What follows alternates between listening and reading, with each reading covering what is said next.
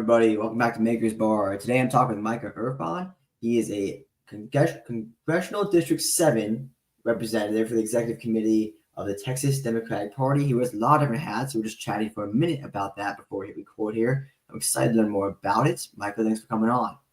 Thank you so much. I'm really excited. And yeah, I have a billion different titles on my LinkedIn. I almost feel like I'm just collecting them at this point. Yeah, no, it's super cool. I'm very excited to learn all about it and just hop in. And the way that I usually start these conversations is we kind of just hop in and say, hey, what is your story? What is your journey? You start it from childhood, from school, wherever you want to start that journey. Let's hear it. Let's go. Yeah, so I'll try to spare you the entire life story. I mean, I've been interested in politics for, almost my entire life. I started knocking on doors for campaigns when I was 15 years old. But I went into college where I'm a senior, in my spring semester this year, thinking that I wanted to be an academic because you look at the government and you realize that, man, this thing doesn't work very well. I've always found that pretty exciting, actually. I really like it when things don't work well because that's an opportunity for them to work better.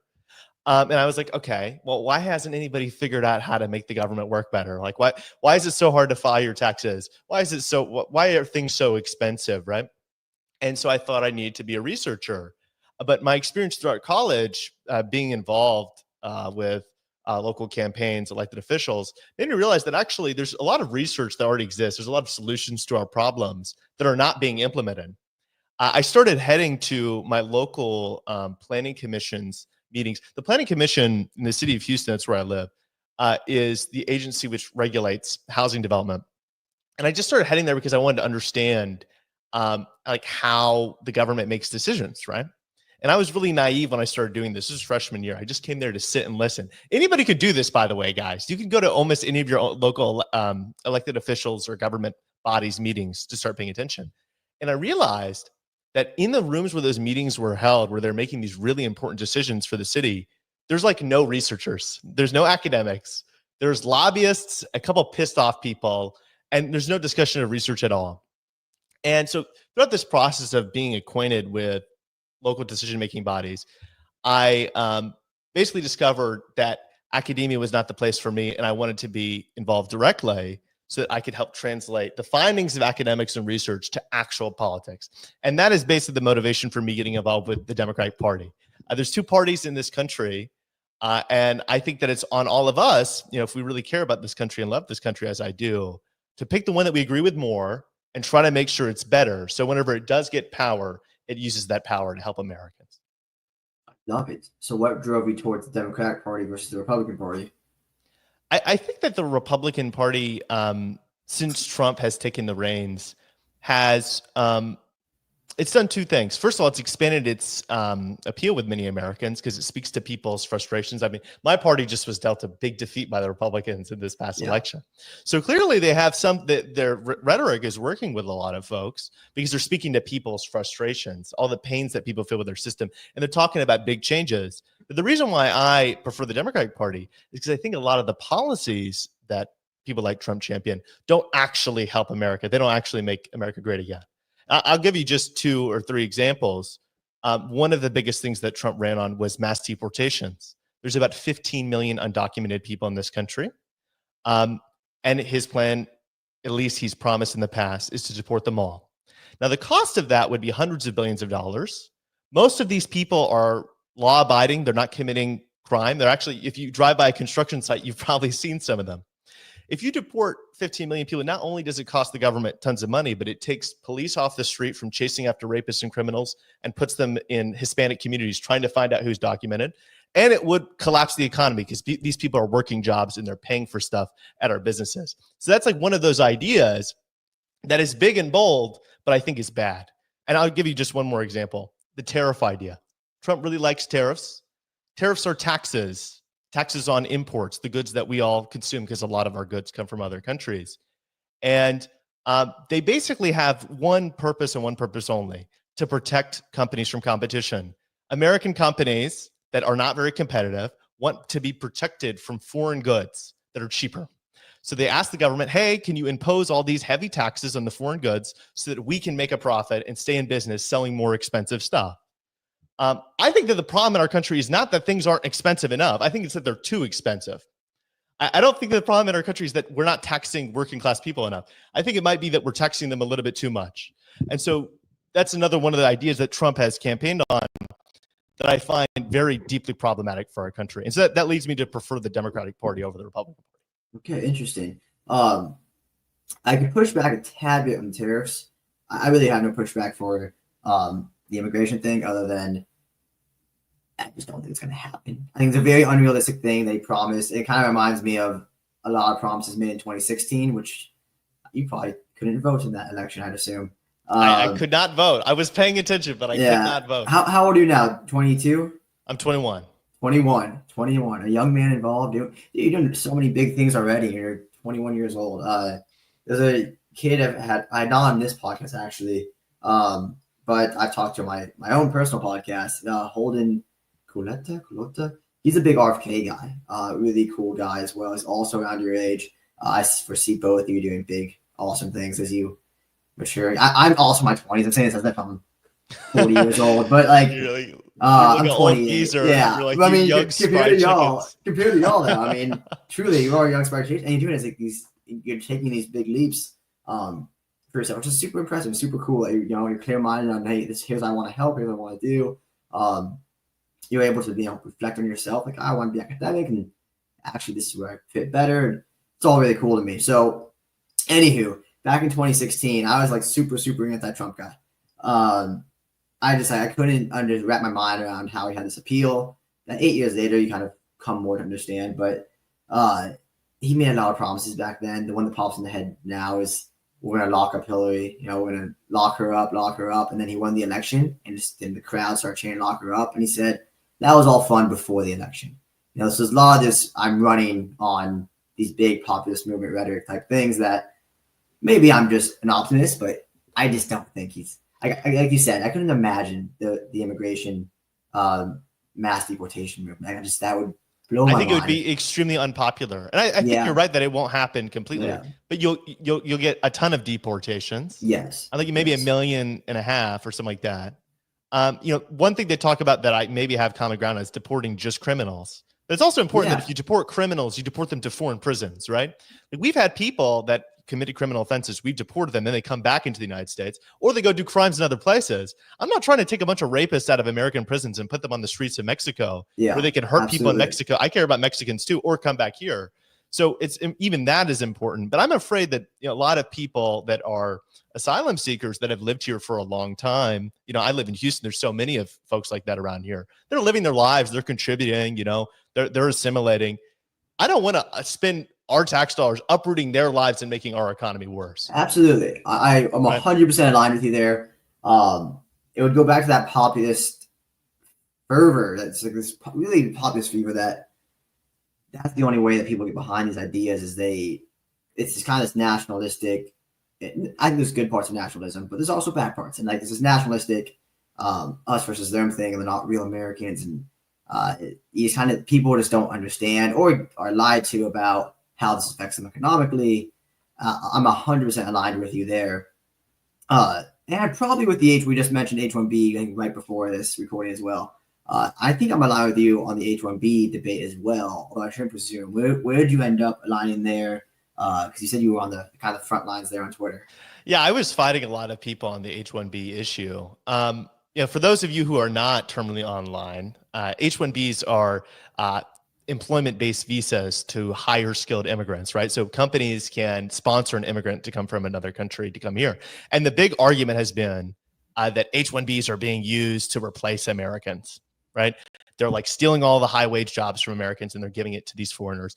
And there's been a lot of viral messaging about that. And it's funny because Elon and Trump are actually the ones that are more correct on this issue. They're being attacked from the right. Yes. And I think the problem that I think a lot of people have in their mindset is they think of the world as fundamentally zero sum.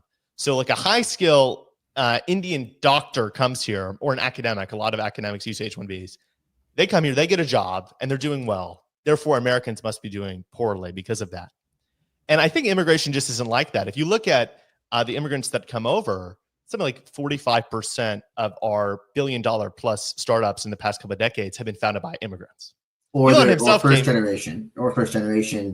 Right, born of the Americans. Kids. Yes. Of the kids. These guys are paying way more in taxes than they're receiving in benefits. And whenever you have a $2 trillion deficit, that matters a lot. These are also the folks that are pretty good at assimilating. They have very, very low crime rates. Pretty much by every metric of you measure, like how you measure a good citizen, these people are pretty good citizens. And I think the idea that people have is, well, all that doesn't matter because there's this fixed number of jobs. And when these guys come over, they take jobs from Americans. And that just doesn't make sense. Like the idea here is that there's a fixed number of jobs. And as the workforce grows, if you bring in more workers, then there's like more unemployment. But you can look throughout the history of America and see that's not true. If there was a fixed number of jobs, then we'd have mass unemployment today because we have way more workers in our economy today. The reality is that while immigrants do come over and take jobs, they also buy stuff and start businesses. When you buy stuff, that promotes business expansion. When you start businesses, obviously that creates jobs. And so having more workers in America is good for Americans, not bad. There's specific we can get into the details of how H-1B works. It should be reformed. But a lot of people have gotten into, I think, a nasty anti-legal immigration territory, which I think is really unproductive for our country. Yeah, I agree. And I'm glad you mentioned like there's specific nuances and specific cases even that I could see an argument go one way or the other. I'm forgetting his name. I'm going to have him on here soon, which is, I shouldn't forget his name, but an older man, I'd say a MAGA type Republican, a populist type Republican, hundreds of thousands of followers on Twitter, and he took the exact opposite stance on H-1B.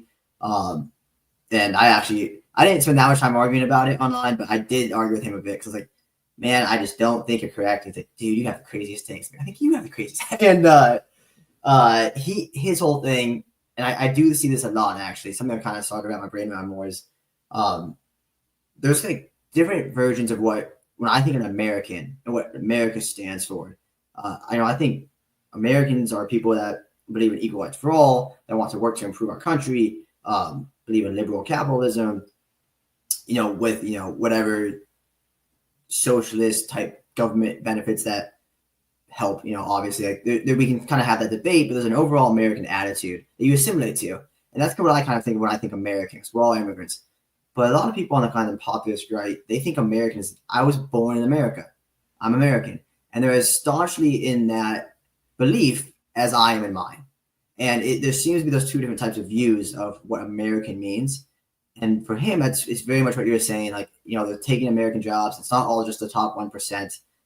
There's people that they're looking for dishwashers or waiters or whatever it may be.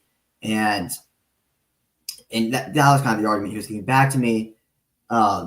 Also denying there was kind of a racism piece to it. Because for him, I'm not saying there was for him at all. There wasn't, but there's plenty of people. No, I mean, there's people who are saying that I'm fine with H-1Bs as long as they're white.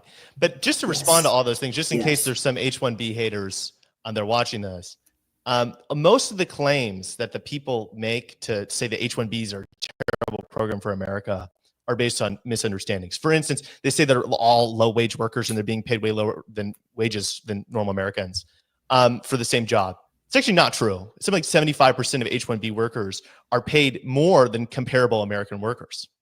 And that's the reason why people make this mistake is most H-1Bs are pretty young.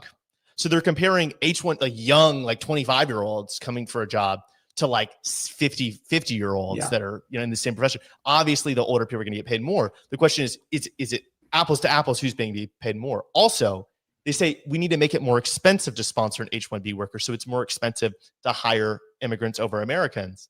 I think that's unnecessary because, like I said, there's not a fixed supply of jobs, but it already is. You already have to have teams of lawyers for this sponsorship process. Like these folks, do they forget that the government's bureaucratic and complicated? It's so hard to do anything with the government these days. So it already is very expensive and challenging to sponsor these folks in the first place. But what I think people make a good point about is they say, right now, the H-1B program mistreats H-1B visa holders because if you get fired, right, and from the company, let's say you were sponsored by Apple and you came over, they fire you, well, you're at risk of deportation because that was your sponsor that got you a visa. What's important to note is, though, 20% of H-1B visas go to transfers between jobs. So there's a lot of people that are able to transfer between jobs on H-1Bs. But frankly, personally, I don't think employers should be responsible for bringing immigrants over in the first place. I don't think that any employer should have control over whether they're workers in the country or not. I think that's just rife for abuse.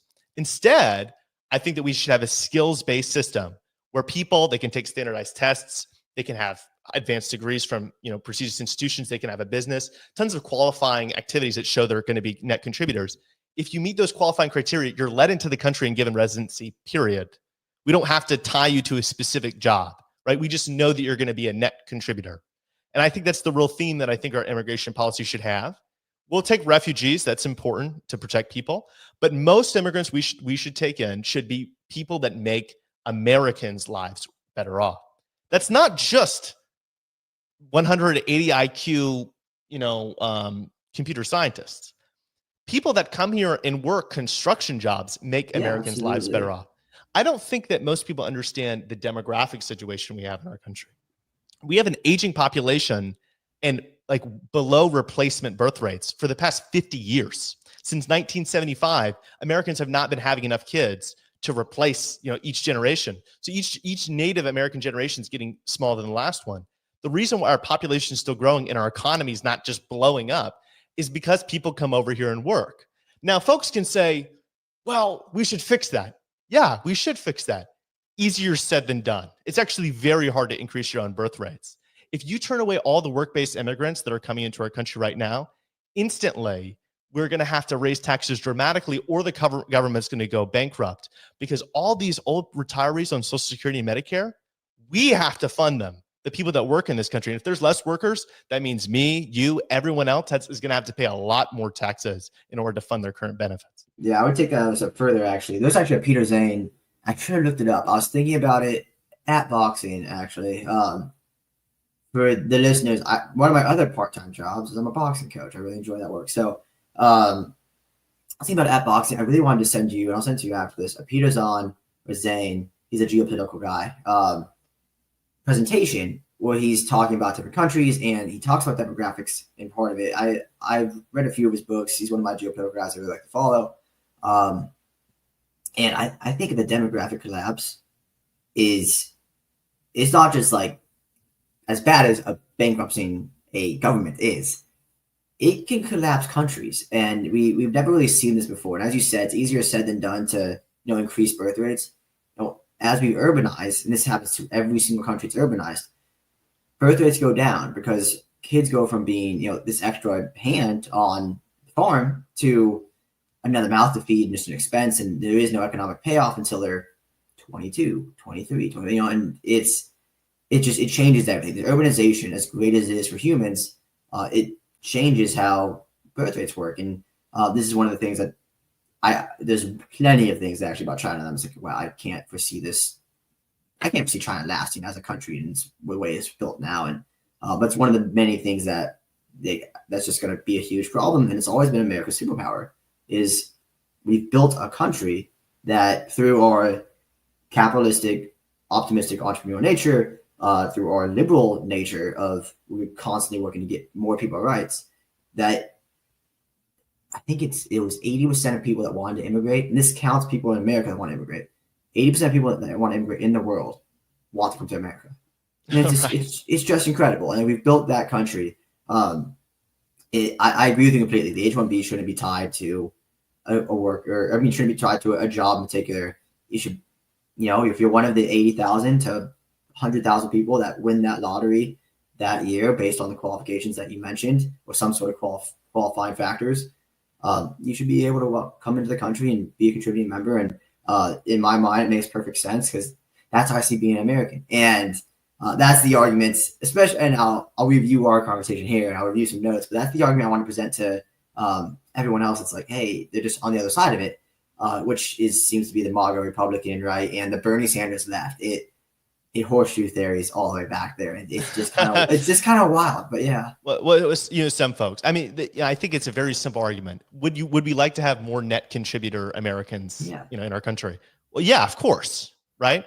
And I think that, it is a really tremendous superpower that we take for granted in our country, that all the best people want to come here. Yeah. And I think the ridiculous thing about our current discourse is instead of debating about whether we should take more of these phenomenal people that want to come here, we're debating about whether we should just stop taking any at all. I mean, we're really just tapping a very small percentage of our potential. Our current immigration system is not very merit-based. I mean, we have, a ton of people coming over through the asylum system, which is not working very well. And then you have a lot of family-based immigration. I mean, if you want to talk about immigration reform, we should talk about, folks that are coming over that might not be net contributors. Why would we be talking about the folks that are coming over and starting businesses and all that? Also, there's just not talking about Americans for, a moment. I don't just care about Americans. I care about Americans, those are the people that are around me, and I care about America, and I want America to succeed. I think humanity wins whenever America wins most of the time. Agree. But also you have to think about immigrants themselves. They escaped terrible conditions. My father escaped the Iran-Iraq war right after the Islamic Revolution in Iran and came to this country and built a business and has contributed a lot here. I've assimilated. I'm not speaking Farsi, right? Like I'm fully Americanized. Okay, so you're Iranian descent. I mean, that's where the Erfan comes from. But I'm half white, half Iranian. And yeah, I'm sure some of the nativist folks will say, "Oh, he's not really American, right? he's not fully." Yeah. Well, it's the funny thing about extreme ideologies, where instead of actually attacking the merit and substance of what you're saying, they attack your identity, right?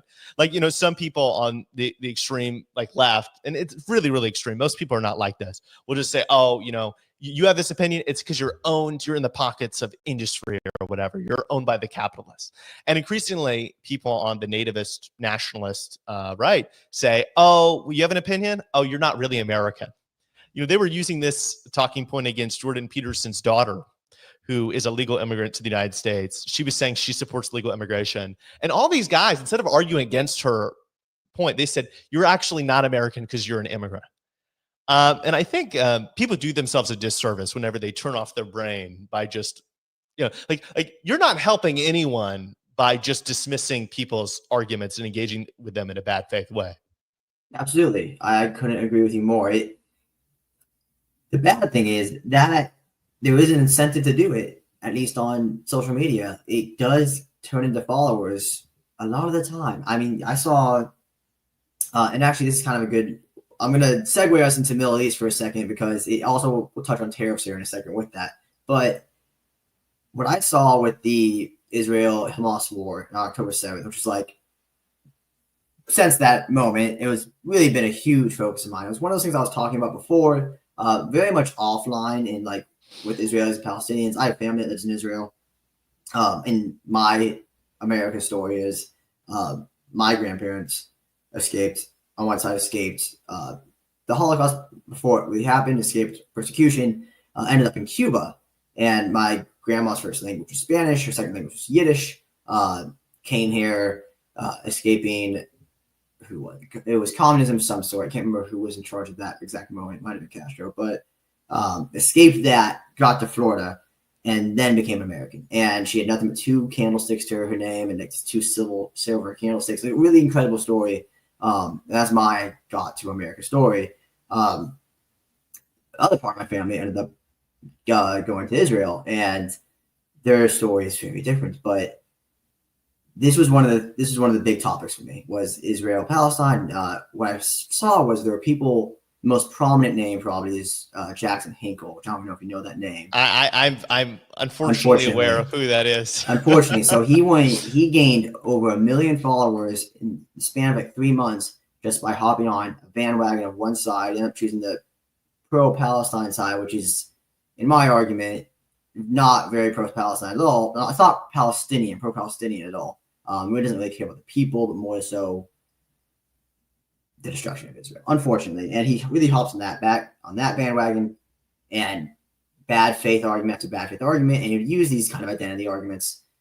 And he gained 1 million followers very quickly. 1 million from where he was already at, with 50 or 100,000 followers or so. And there's an incentive there, which is something we have to battle. And it's actually something that Elon has come back to battle recently because of the H-1B argument. It was kind of flying under his radar. He didn't really see it.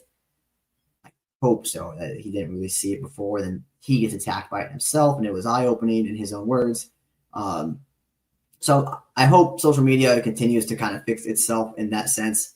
But unfortunately, there is an incentive for bad faith arguments, for I'm going to attack you based on your nationality, based on your skin color, religion, ethnicity, whatever it may be.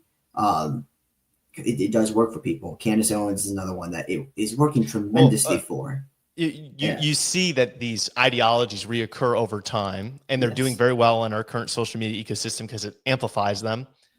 Radical aggressive, bad faith attacks drive a lot of engagement, so they do the best. Meanwhile, nuanced threads based on evidence just aren't as salient to people. Mm-hmm. And I think it comes down to American human beings are very receptive to populist storytelling, right? Where, hey, your life sucks. Things are really, really terrible. That's validating, right? Telling them everything's bad. And it's true. A lot of things are bad. And saying, hey, there's this group out there which is causing all of the problems, right? A lot of times it's been Jewish people. A lot of times it's been capitalism or capitalists. Yeah. And if we just destroy this group or this one thing, everything is going to be better, right? It's like, zero-sum thinking is resonant. It is much easier to be angry at another group than it is to be angry at systems that actually make everybody worse off, or to blame ignorance, right?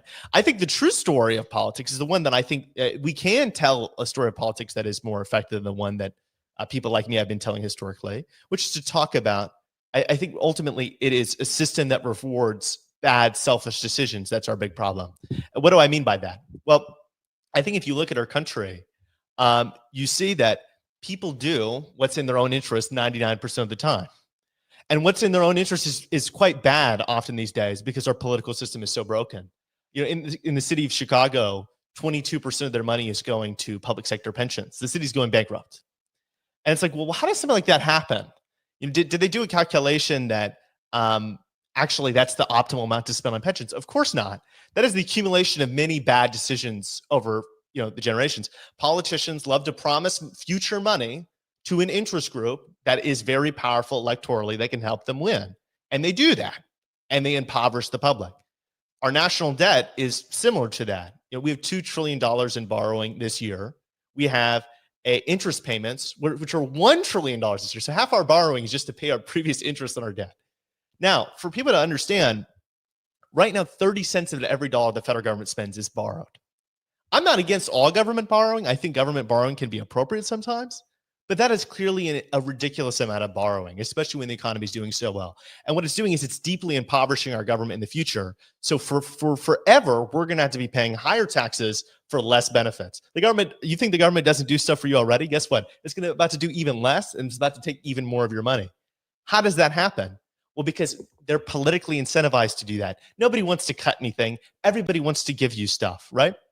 And I think you go line by line and you look at all these bad policies that we have in place and you see it's the result of the current incentive structure. And if we want to get a government that actually works for people, you're going to have to change that incentive structure. You're going to have to stop giving special interest groups so much power. You're going to start having to make more competitive elections instead of having so much gerrymandering. Things like this, so that we can, because I think a lot of people think Trump's going to come into office and he's going to take on the system.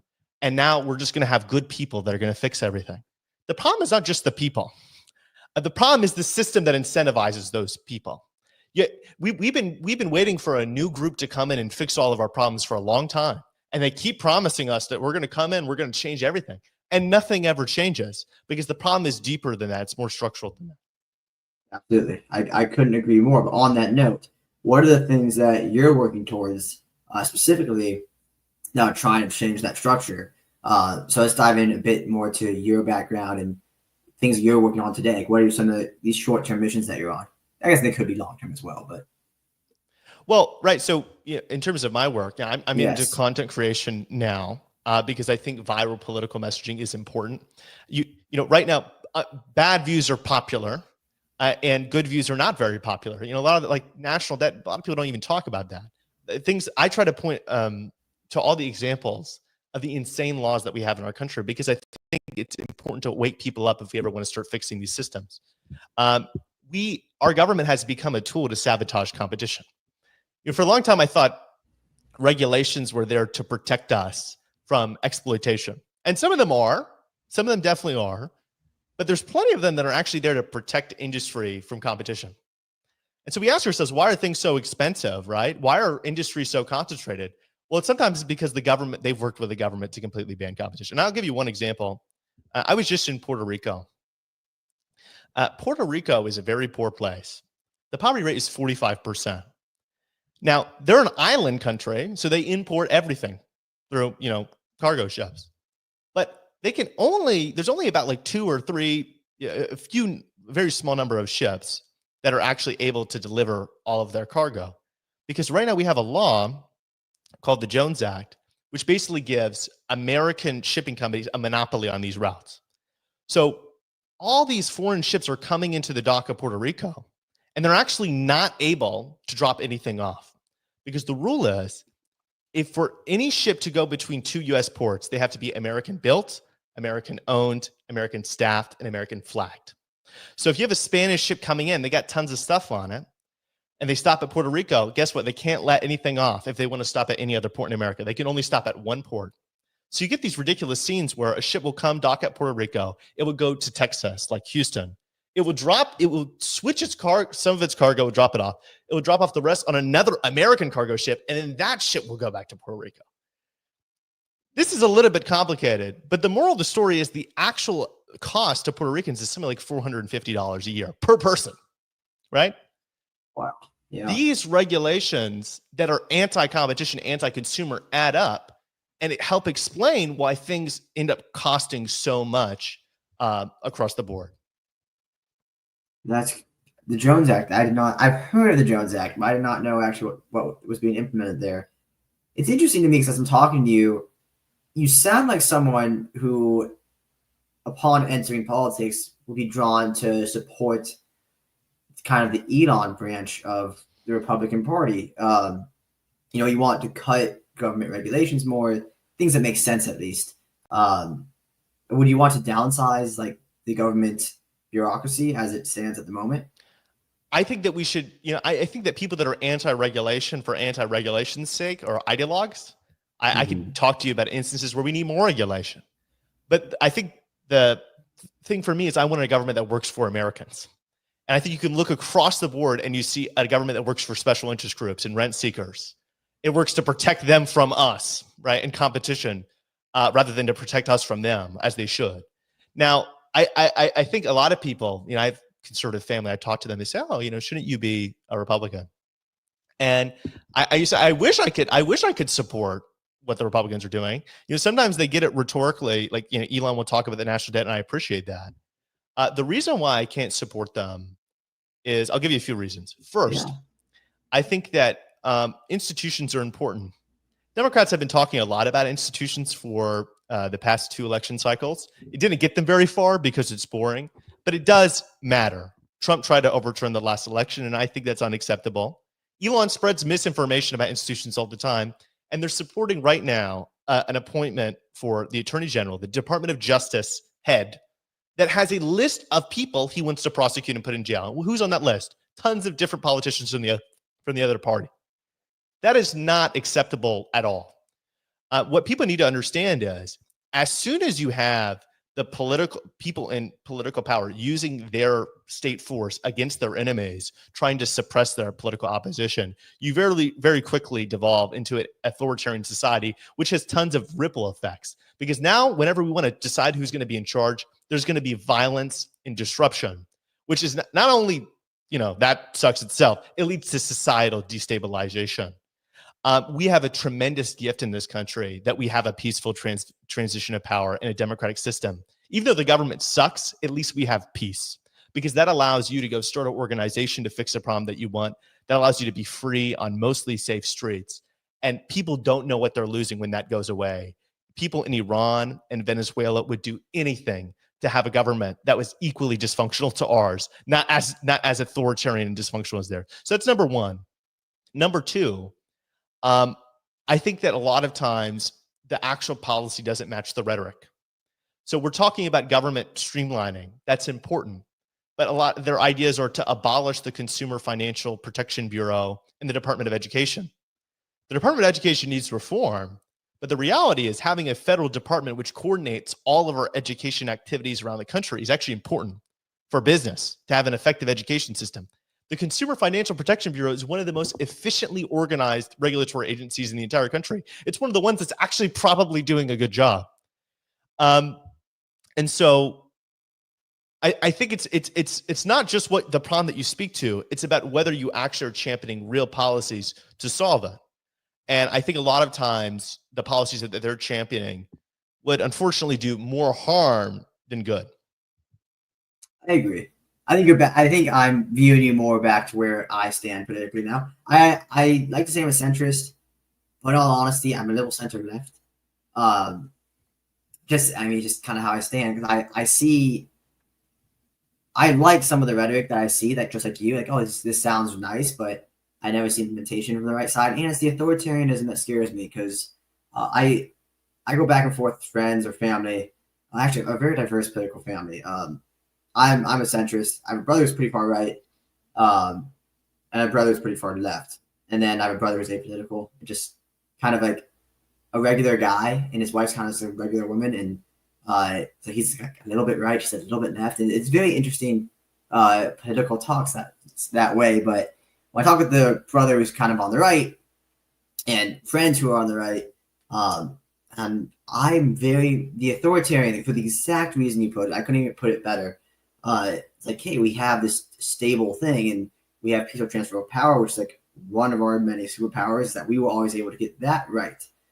We were able to go from president to president without problems, and Trump has very much threatened that. And now there's kind of this playbook in place on, I don't think Trump wants to be an authoritarian king or type leader, and I think he just wanted to win more than anything. I think he just wanted to win twice and just be a winner.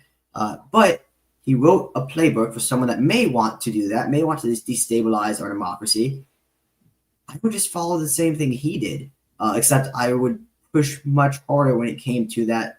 When that election came about, that second election in 2020 came about, I would push even harder. But he started out his political career very much, okay, I'm going to go on a populist kind of rift, and I'm going to get this huge cult-like following that's going to support me no matter what. How do I ensure that? Well, let's say something so crazy that when they do and come to follow me, I'll always have them. How about the president isn't even from here? That was the first thing he did politically. The president's not even from here. And it just kind of gave way into mail-in. I mean, he wins the election. Mail-in voting's a fraud. Don't mail-in vote. It's all a fraud. You're going to go to bed and be winning. You're going to wake up and be losing.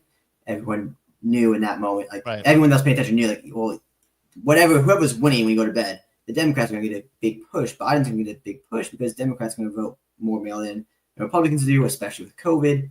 And it just like this whole fraud of I'm going to steal this election. Like, wow, like it was very well done. And if you really want to destabilize America's democracy, that's how you do it. And 2040, 2050, someone could study this playbook, like, hey, this is how you do it. And that's the argument I give all the time to those guys. It's like, I just think that's super important. And anyone's willing to overlook that, I just can't see how. That was one of my big arguments going into this last election. Obviously, that didn't ring true enough for enough people. For whatever reason it may be. It depends. It's kind of everyone I talk to seems to have a different opinion on why.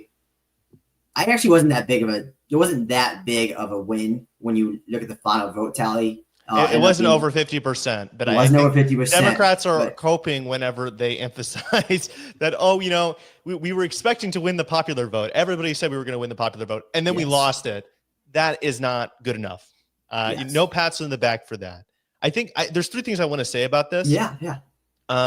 First, even though I really disagree with a lot of things that Trump has done, and I criticize him all the time, and Elon as well, they're in power. And I hope they do what's good for America. Absolutely. I want to second that. And I never pray for the downfall of our country or the economy to collapse. I know that Trump has done that for Biden sometimes, but I never do that because ultimately our people in America have been failed by our political system for far too long.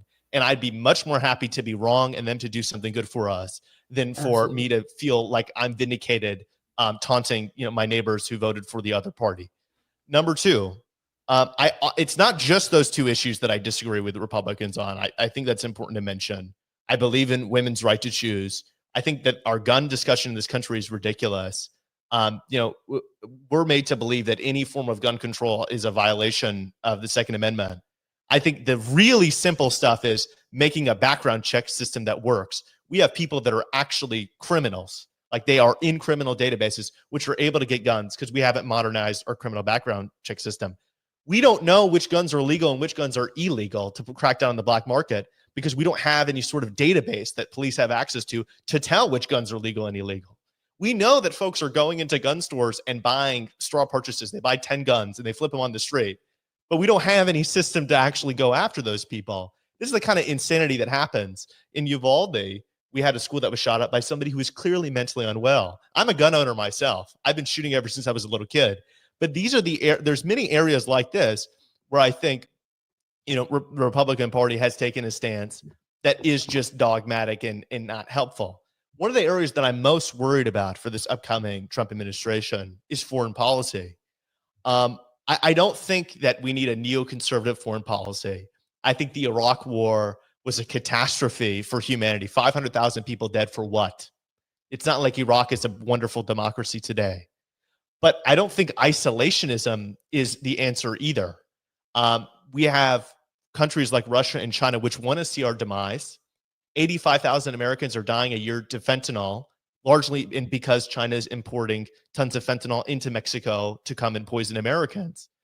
Russia's invading its neighbor and just coup Georgia, and China wants to invade Taiwan and just cut off some essential materials to the United States to try to sabotage our economy. These people are not our friends. I have nothing wrong. I'm not against Chinese people. I think Chinese people are wonderful, but we have to be clear-eyed that there are countries out there which do not have our best interests at heart. They want to displace the United States, and they want to displace Western democratic countries. And the question is, are we going to fight in the Second Cold War and win? Not actual wars, but make sure we're prepared and we're strong and we're supporting defensive struggles? Or are we going to be weak and lose? Well, I think for the past couple of decades, you've seen a tremendous amount of weakness. And the answer from Trump has been, why don't we actually be more weak? Why don't we attack Canada and the UK as if these guys are our enemies while giving Russia and China a pass? And I know some conservatives in the audience might not think he's doing that. I advise you to look a little bit more clearly at some of his decisions and rhetoric. J.D. Vance was threatening to eject the United States from NATO recently if they don't do something to benefit Elon Musk's businesses. This is the kind of self-sabotaging leadership that the world just cannot afford and is really dangerous for Americans. So that's the thing that's very concerning. And the last thing I'll say is I think that we need to do more to help poor and working class people in this country. And that means expanding the economy and growing and lowering prices, but it also means giving people real financial supports. I think if you look at our welfare system, it's an utter disgrace. We have over 80 plus federal welfare programs that treat poor people like they need to be constantly monitored. We have an elaborate bureaucracy, which makes it impossible for them to actually get out of poverty. I don't think the answer when you look at the poor neighborhoods in Houston is that we cut off all the little support that we give them and we say, tough luck, figure it out in American meritocracy. We tell the poor kids that don't have working AC in their schools, just figure it out. We're giving you, a $5,000 school voucher. Good luck, kid. No, I think it's having a rational Marshall Plan, a streamlined welfare support system that helps get people out of poverty to benefit them, but also to benefit the country, because there is so much talent in the low-income communities of America that has not been actualized. And I think that's going to require investment. I don't think that anybody in this country should go without the healthcare, education, basic, economic stability that they need to live a good life. That doesn't mean that everything's free. But it does mean genuine equal opportunity and meritocracy in a society that is compassionate enough to care for those that are struggling. That's a great. I'm aligned with everything you say. Also, you have a great political voice. Do you know that? Has anyone ever told you that before? Somebody told me I sound like Vivek recently, and I wanted to kill myself. You do sound a little bit like Vivek. I don't want to be an insult. Vivek's got a good political voice too, though. That does help in his whole. I'm not a big Vivek guy, but it does help in his whole political, go about his political entrepreneurial journey. There is that got this good projecting voice and sounds very reassuring. Very confident. You do have that little bit of that voice, but no, it's a good thing there. And on there's so many topics I'd like to go. I'll let you choose. Abortion, pro-choice, pro-life arguments. I would love to give you mine there. I would also love to talk about the geopolitical happenings of the moment. I have as much time as you do today, so happy to talk about both. Happy to hop into one of those issues or the other. Which way do you want to go there? I'd probably prefer foreign policy just because I feel like abortion is one of the most well litigated subjects. It's like you look at the grand scheme of American political issues and all the problems that Americans are facing. And it seems like we do talk about this very narrow sliver, with abortion being one of the few ones that we actually talk about. That is actually it's one of my arguments in it, but we'll go the other way. So as far as the two really hot wars, so I guess we can talk about the Middle East as well. I think the Middle East, in my opinion, thanks to Israel ignoring America, it's kind of going to calm down as far as what's involved with us. I mean, on the Pakistan, Afghan, Iran border, that might be heating up, but it doesn't really involve American, gamesmanship as much as the Israel, Egypt, Saudi, Iran part of the Middle East. That should be a bit more calm with Hezbollah out of the way, with Assad falling. Thank God Assad has fallen. The more I learn about that regime, the worse it seems to be, and things should be calmer, I hope. So the big two geopolitical involvements of American gamesmanship, Russia and China, as you mentioned before. What are your fears, your hopes for this Trump presidency with Russia? So I feel like everyone at least knows the background of this, but I guess I can give a little bit of the background. The argument from one side has been, which has been basically more so the Republican MAGA side of, we should have never gotten involved in Ukraine in the first place. It's not our problem. It's not even NATO's problem. They're not a part of NATO. The libertarians kind of come into play here, where it's, hey, actually, we're the bad guys, because for libertarians, America's always the bad guy. And we couped Ukraine in 2014. We broke these promises, and Russia's acting defensively. And from mostly the liberal left side of things, the argument goes, well, actually, Ukraine is a burgeoning democracy. It wants to be part of the EU as far as economically, if not NATO itself. And they've seen, since Putin has taken over, they saw Russia invade Chechnya, coup Georgia, just attack every country it can on its way to trying to get that warm water port, and to fill its gaps from a geopolitical defensive standpoint. And now they want to basically genocide the Ukrainian ethnicity, which I've actually seen evidence for. In there's people that the government has told them gone after, as far as like teachers, people that teach the Ukrainian language. And it really does seem that, from at least from the liberal perspective, but also from what I have seen, they want no Ukrainian identity to exist. With that background, we've been supporting Ukraine. The EU and NATO have actually stepped up the support for Ukraine in a large way over the last year and a half or so. Now, what are your fears? What are your hopes for this new transition with Trump at the helm, going as far as Ukraine and Russia? I think some of the arguments you see fly around Ukraine are genuinely, it's unfortunate that, anybody could believe them. This idea that Russia had to invade its neighbor because its neighbor was going to join a defensive alliance. What's the point of a defensive alliance? To defend yourself from being invaded. Nobody's scared of a defensive alliance. And even if it's in Russia's interest to invade Ukraine to prevent them from joining NATO, I see people that call themselves realists, like Mershimer is an academic, who make this argument. I don't care what's in their interest. I care what's good for people. And if I care about anybody's interest, I don't care about theirs. I care about American interest. And it's not in our interest to let them, right? We've been spending pennies on the dollar sending old military equipment to Ukraine, and we decimated the Russian military. We prevented them from taking over the country. And the reality is we could have won this war already if we weren't so weak. We've slow walked the aid. We've told Ukraine they're actually not able to use it. And every time we do anything to actually support them in defeating the Russian invaders, people clutch their pearls and say, oh my God, Russia's going to start World War III. Aren't you scared? Stop being so scared. What's the point of having this military? Do you think that Russia wants World War III with the United States? Do you think that Ukraine fighting them harder and winning is going to cause them just to nuke the entire world? I mean, I think I don't think it makes a lot of sense. And there's a lot of misinformation that's spread by Russia-funded people in the United States. They fund, far-right nationalists. They also fund some Marxist, Leninist, communist folks who say, we made a promise to Russia. They tell this story about how a promise was made to Gorbachev in the 90s. That's back when the Soviet Union existed and Ukraine didn't exist as an independent country. That doesn't even make sense. Gorbachev was asked about this before he died. He said the conversation never happened.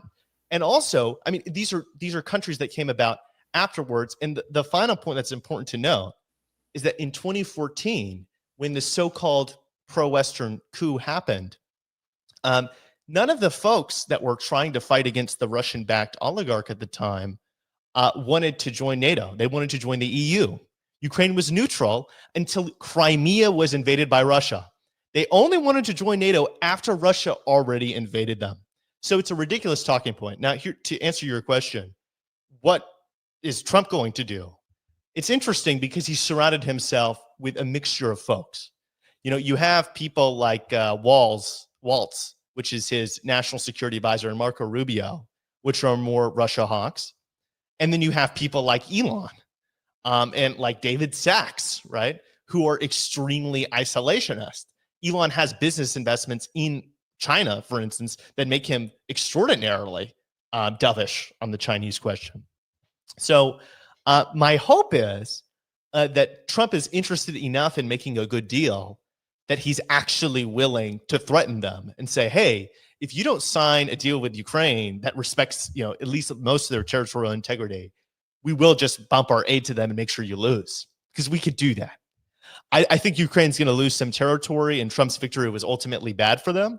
But I would guess that he's not going to get some sort of deal which is catastrophically threatening to Ukraine, where they lose tons of territory and they have no security guarantees. I find that improbable, and I hope I'm right about that.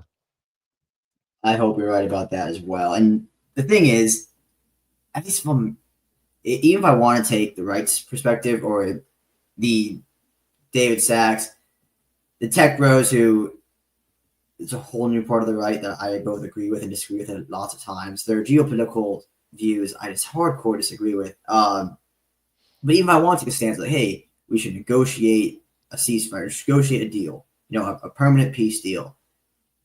Well, you can only do that for Ukraine if you're kicking their ass. Like, if you're truly winning this war without question, like, that is going to put you in a position of strength that you can actually go to the table with. Because if you're Russia and it's just a battle of wills and, you know, maybe we're kind of winning, kind of losing, but all we have to do is hold out, because, you know, the American public is sick of this already, and NATO public is sick of this already. Like, we'll just keep fighting. Why go to the table? And in the original peace talks, there seemed to be a poison pill, from my perspective, of these group of countries have to agree that Ukraine can bring in aid from other countries if they're invaded or they need help. There has to be a group of countries to sign off on that and say, okay, we're all in. And Russia was one of those countries. And that was the red line for Russia. It's like they had to be one of those. It's like, well, that doesn't make any sense. That seems like you're not negotiating in good faith, right? It seems like you want these talks to fall apart, which is the deal that a lot of the Republican side point to. They point to that deal like, hey, we told them no. We said no to this deal. It's like, yeah, we did say no to that deal. Right. Yeah. And I do want to speak, you know, there's probably people that listen that disagree, you know, with the perspective I just expressed. And I want to acknowledge the real basis for some of these anti-intervention views, because I understand them. America has done awful things in the past. And by America, I actually don't mean just our country. We're not one collective being. There's individuals that do make decisions. And we've had people in the State Department and in political offices which are selfish and deranged. We've supported terrible dictators historically, like an Indonesian leader, which genocided 500,000 people with our support, right? You know, we supported the Pinochet regime in Chile. We supported the Mujahideen in Afghanistan that ended up becoming Al-Qaeda. So there's no question that we've made reckless and people have made reckless and terrible decisions. There's no question that a lot of the wars that we've supported in the Middle East have been terrible. But that is different from saying that every single form of involvement, including giving aid to defensive struggles and people that are fighting against invaders, is bad now. That's a really weird conclusion. People have done bad things in the past. Therefore, there is no such thing as any sort of foreign engagement that could be correct. And I think that you look to examples of countries where we didn't intervene and something really bad happened. There was a genocide in Rwanda, which was absolutely terrible. There was an example of a genocide in the breakup of Yugoslavia, where we saved a lot of lives by being involved in the genocide. In Iran, Jimmy Carter, there was a revolution against the Shah, and Jimmy Carter basically did not support the Shah against the Islamists, which were trying to overthrow him. He thought there was going to be a democracy. Well, what did we get? We got one of the most terrible theocratic regimes, which is killing women for not wearing the hijab, and the leading sponsor of terrorism around the world. And I'm sure you know that very well, being Jewish yourself. So the bad things happen when we've intervened before. It's also important to note that many terrible things have happened and we've done nothing about it. The right thing to do is a measured foreign policy that is willing to aid people in defensive struggles, not on this proactive quest of cooing everybody all the time or launching unilateral wars. There's a really big characteristical difference between defense and offense. And I think defense is important against, expansionary authoritarian powers. Yeah, I agree. I think when you want to get involved is in the defense of burgeoning liberal democracies, and those happen in different orders. Every country's story is unique, but if you see a burgeoning liberalism or burgeoning democracy, one or the other, it seems very worth it to get involved in that sense. And more times than not, I mean, being Jewish and knowing that the history of that region, of the Middle Eastern region, I guess really more so the Western Middle Eastern region, better than I know the Pakistan region. Bush era was a successful disaster, and everything we wanted to do, we accomplished pretty quickly too.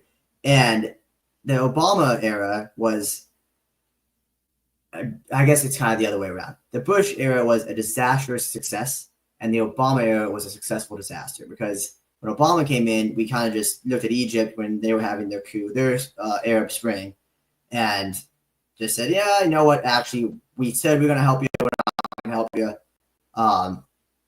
And it ended up being more military rule, and military rule can subside into democracies. It has happened before, it happened in Greece in the 60s, but it happens kind of everywhere. There's little pockets where it does happen, but we all saw what the Arab Spring ended up being, and it was just kind of a betrayal of our Middle Eastern partners, at least in the Western Middle Eastern region. It was a huge betrayal during the Obama era, and what happened was, well, okay, we can't depend on America. We're very scared of Iran. Well, we're going to turn towards the technological power in the country, in the region, which is Israel. And all of a sudden, Israel starts forming better relationships and normalizing relationships with Saudi Arabia and the UAE. Morocco followed, and it all kind of came from this fallout of Obama. It was an American betrayal. So, my point being, we can't predict the future. No one thought that was going to be good for Middle Eastern stability. And Obama didn't accomplish anything set out to accomplish in that region. But it ended up, fast forward, it set up this kind of a forced trust between Israel and the Arab countries surrounding it. They were forced to trust each other because they were so scared of Iran collectively. It is a very interesting and unexpected development. I think just to reference something in the Middle East, Obama told the president of France not to strike Bashar al-Assad right in the very beginning of the Syrian war. They could have ended it right there and saved hundreds of thousands of Syrians, but he had a principle of non-intervention. I think Obama was a very well-intentioned, patriotic person, but I think that was definitely a mistake. And it is a really, really bad lesson to take, looking at the history of American foreign policy, that intervention is always terrible. It's also a bad idea to think that intervention is always good. I mean, World War II was, of course, justified. We just watched Georgia get couped, as I mentioned, but also Venezuela get couped right in front of our eyes. And the idea that America could just watch as countries, that do business with us, that the people deserve democracy. We should just watch and just not say anything, and we should just let other countries just coup each other. I think is, in the case of Georgia, it's Russia killing them. I think that's not acceptable. It's not our job to be the policeman of every single engagement in the world. But it's also, I think, our duty to do what's good for Americans and to uphold basic democratic principles and human rights. And I think that we do a disservice whenever we let, countries like Ukraine get invaded by people that want to destroy us, and we say, it's not our problem. We'll wait until they're on our doorstep. We'll let them amass more powerful. A world where countries are invading their neighbors all the time is one that is not just, less safe for the neighbors. It's much less safe for Americans. It's much less prosperous. It's much less free. It's much worse for all humans, including those in America. Absolutely. Things get more expensive here, and things get more dangerous here. Is if you have to spend less time, whatever your regime is, worrying about your neighbors because you've conquered them, America is the big bad guy. If you don't like liberal, democratic world order, America is the big bad guy, and you're going to spend resources there. And it's just very naive. And I think it comes from a place of we can't imagine being invaded. Well, we can't imagine being truly at war in this country because we have 2 giant oceans. We have 2 friendly neighbors. And that's what we have. And I was in Israel, I think this time last year, and this rocket's heading over you. You're up in your buddy's apartment. You go down to the shelter. You come back up. There's a building on fire. It just that's just kind of the way of the world. In America, we just don't see it. And you just can't imagine that. And you just get these little glimpses of sometimes terrorist attacks. And down in New Orleans over the weekend, or maybe over the week, whatever it was, that's the only kind of glimpse into the reality of, Africa, Asia, the Middle East, Eastern Europe that we really get at the moment. And I think that's where that naivete comes from. And, but I couldn't be more aligned with you as far as Russia and Ukraine goes. It sounds like we're very much on the same page there. Let's shift gears into what seems to be very much ratcheting up actually in China and Taiwan. China's very much seems to have made the decision at this point, at least in the last month with their rhetoric, kind of some of the decisions they've made. What are kind of the hopes and fears there for Taiwan and China? How do you see that playing out with, Elon's at the helm now too, in a way. So how do you see all this playing out? And kind of what's your hopeful scenario there? I don't know what the hope is. I suppose the hope is that China just decides that it's a bad political calculation for them to do it. But I don't think America has been giving them much of a reason to. We talk strategic ambiguity. We say, we're not going to tell you whether we're going to defend Taiwan or not. But the reality is we don't have the resources in the area to defend Taiwan fully, right? If you want to defend Taiwan from China, which is a huge country, which is right next door, you need to have the military assets in the area. We also should have a NATO for Asia. There's already countries other than Taiwan which have been abused by Chinese imperialism in the South China Sea, like the Philippines. They've encircled islands owned by other countries just to get the people to leave so they could build military bases, which are illegal. And of course, that America, with its inconsistency and weakness, has done almost nothing about it. I think the correct approach would be to make a NATO with countries like Indonesia, Singapore, the Philippines, and South Korea and Japan. And it'd be to have economic integration with those countries. We talk a lot about how we need to restrict trade with China in this country, and I agree. But we never talk about increasing trade relations with our friends. The idea is that we need to bring every single form of the economy back on onshoring onto America. That's not realistic at all. We're not going to be able to do everything we need to do in this country. Why can't we trade more with our friends and strengthen our relationships with them in the process? Interestingly enough, I'm not the first person who thought about this idea. We had the Trans-Pacific Partnership, which was negotiated from the time of George Bush up until the end of the Obama administration. And it was a great free trade agreement with all of the countries around China, except for China, to make an anti-China alliance. And Trump, in his first day, killed it. This is one of the things that made me very skeptical of his leadership abilities, because he destroyed this thing, which is obviously good for America. It would have ended like 18,000 taxes on American goods. So that's what we should do. What will we do? Not very much. But the truth is, even if we don't do very much, invading Taiwan is expensive. A lot of Chinese goods come in through, I believe it's the Strait of Hormuz. Yeah, right south of Singapore, there's a supply chain that comes, by Saudi Arabia, and we've positioned ourselves to at least be able to cut that off. China's been investing a lot in infrastructure and domestic capacity to reduce its reliance on goods that come through that trade route. But from my understanding, they're still very reliant. And so if they did declare war, we could cut off a lot of their access to economic resources and grind their economy to a halt. I am skeptical, though, that if they did invade, we would actually do much to help Taiwan. I don't think that Trump has the stomach for that kind of fight. And I think there's just simply too many people in his cabinet which are going to be really isolationist with a bad taste in their mouth of over complaining about Ukraine for so long for them to actually have a strong response. That is also my expectation. Unfortunate. I mean, maybe I've been pretty surprised actually with the Ukraine support out of the gate. Out of the gate, everyone was aligned with Ukraine support. And that did surprise me. Obviously, this is something new now because Ukraine has already happened and their support has waned from that sense. But China seems to be ratcheting up their rhetoric, and it seems like to me they've made their decision. And now it's a matter of time. I hope I'm wrong. And I hope we do step up. And I don't know, but from the talks I've had with Australian counterparts, they seem ready to step up with American assistance. I can't tell you all about supply chain and military supply chain for that matter of how we'd be able to help, but there seems to be some people that are pretty hopeful in Australia that we would be able to kind of help Taiwan repel with like a porcupine strategy, so to speak, an invasion. And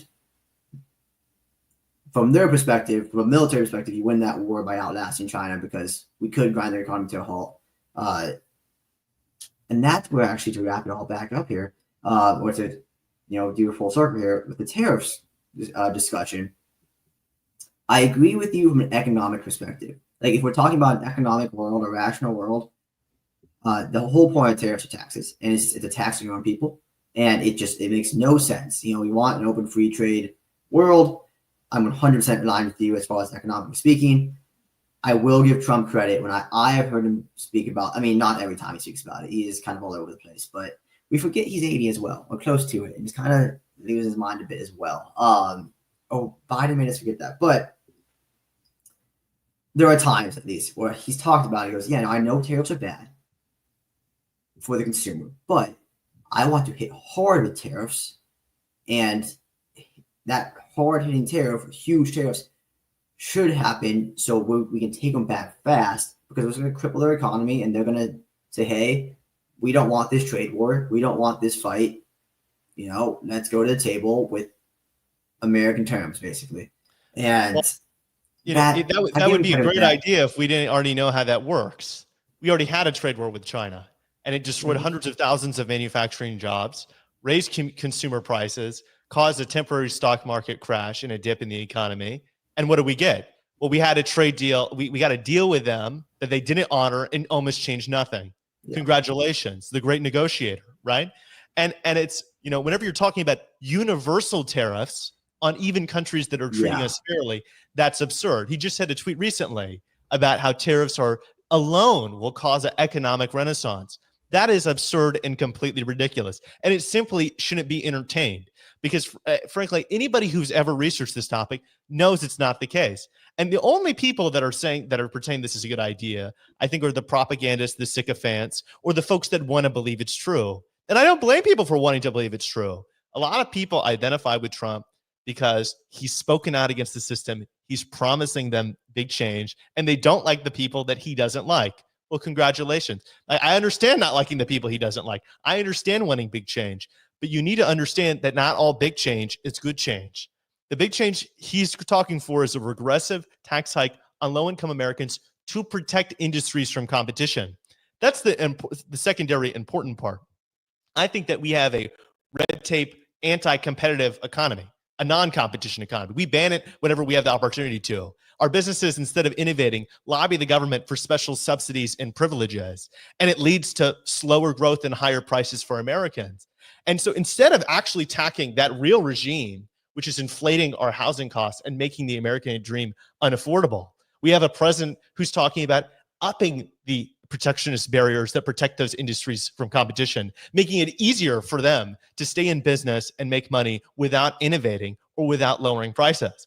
I'd say that's the exact opposite direction of where we're going. And one last thing I want to say on this. Yeah. People have the idea that we had this free trade status quo. We had NAFTA, right, which was free trade with Canada and Mexico, and we had free trade with China. And it's this failed idea of neoliberalism.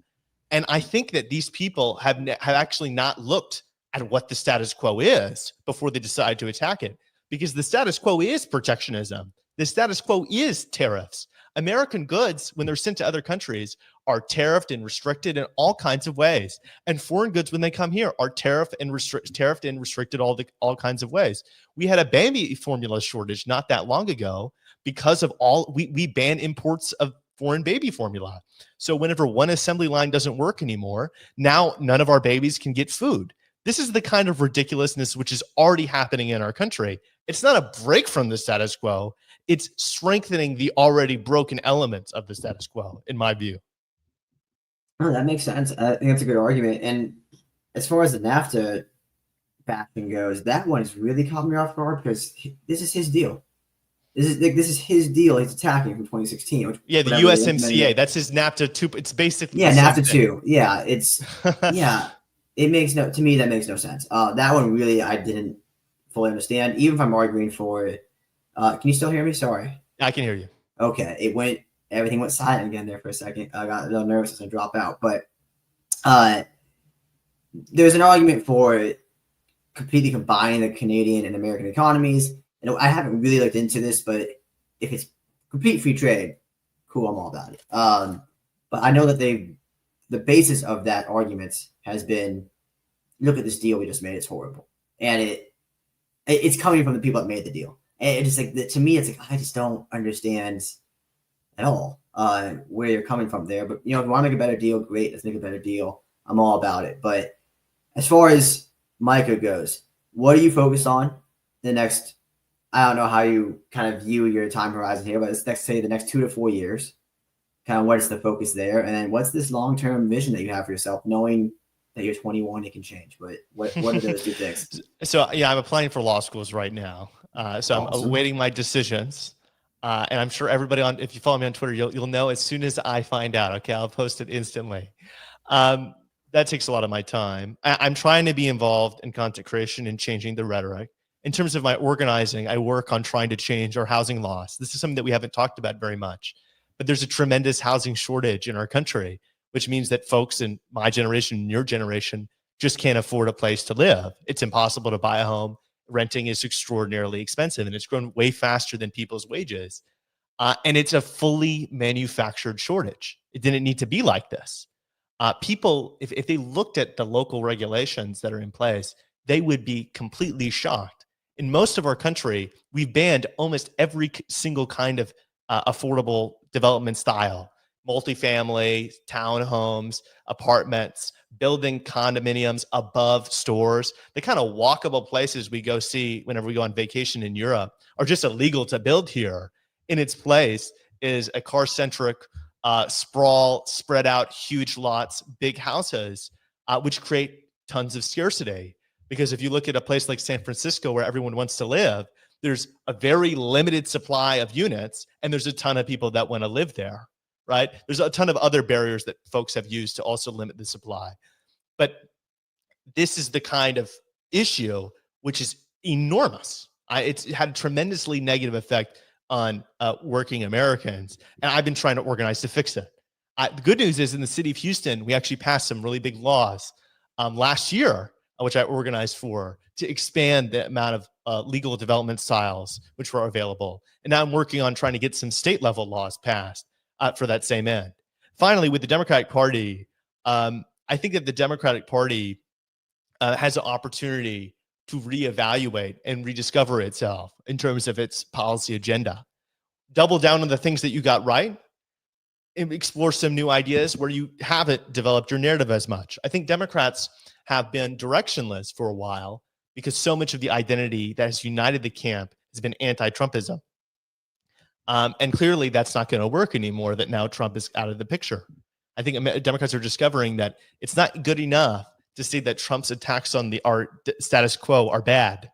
You need to start offering your own story of politics to people that's authentic and trustable.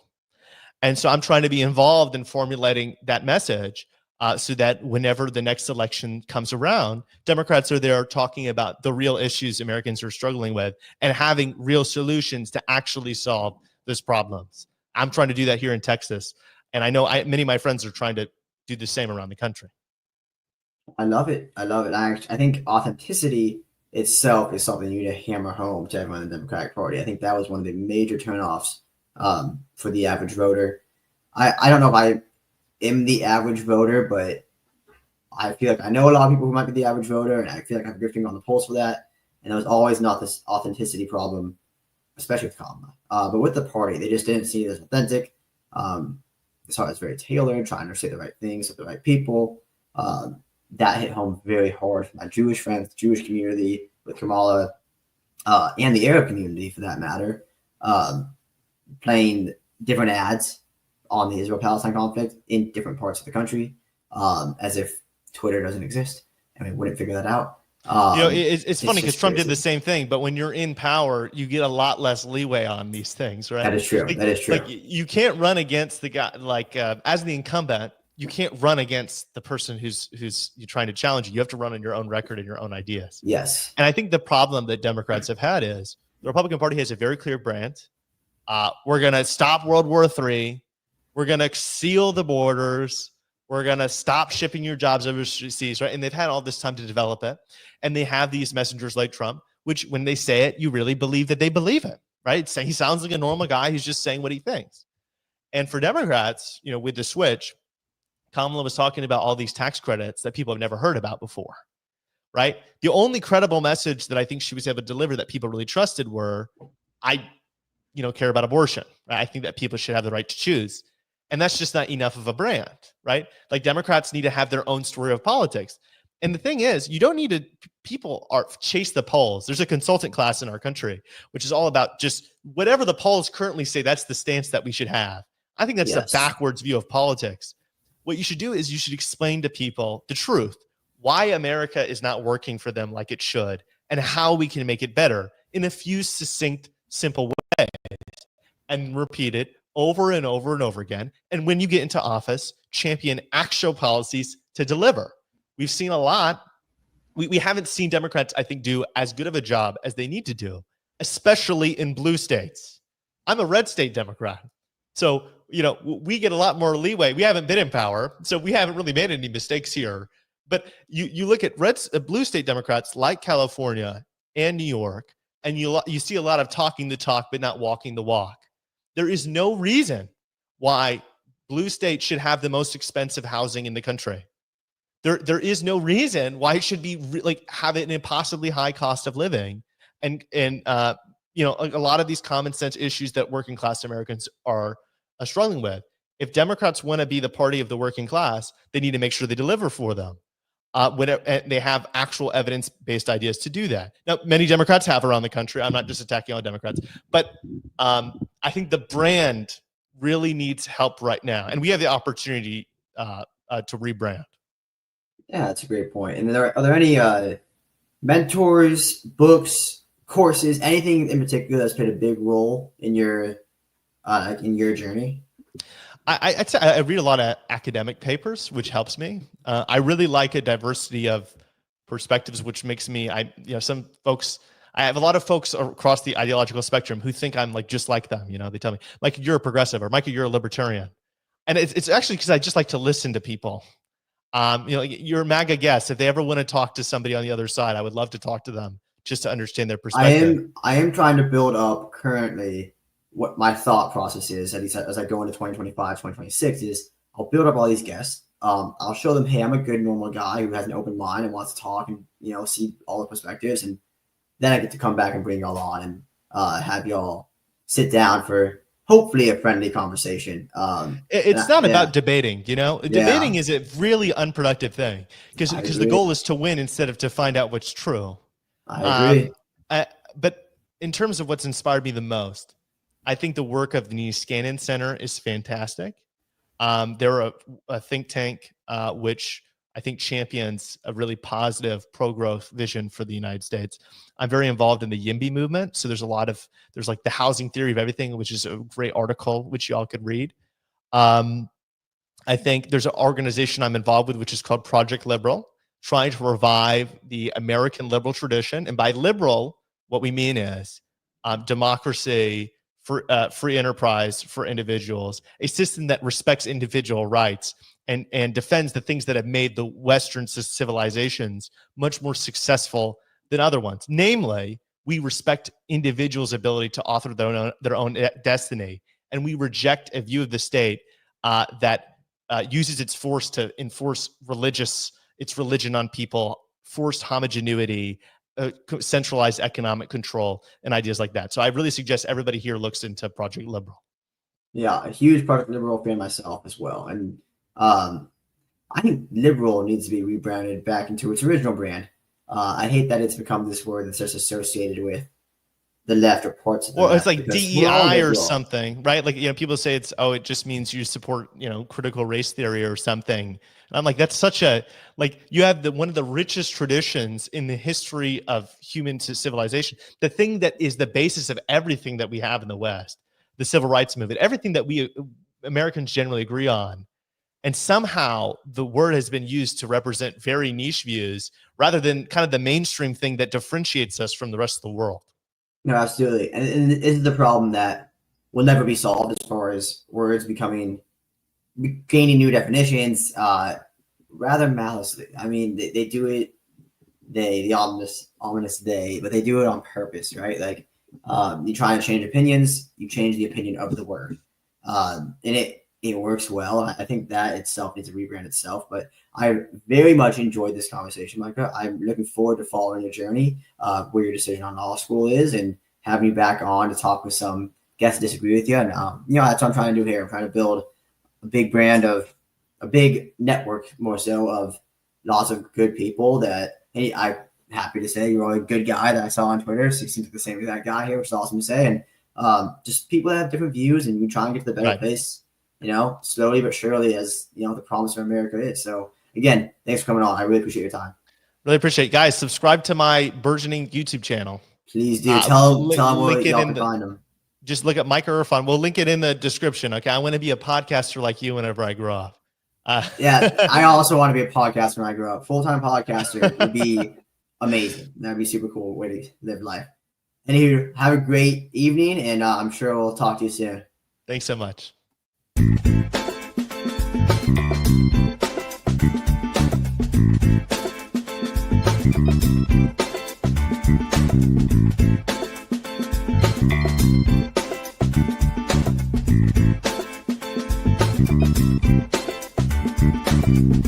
you.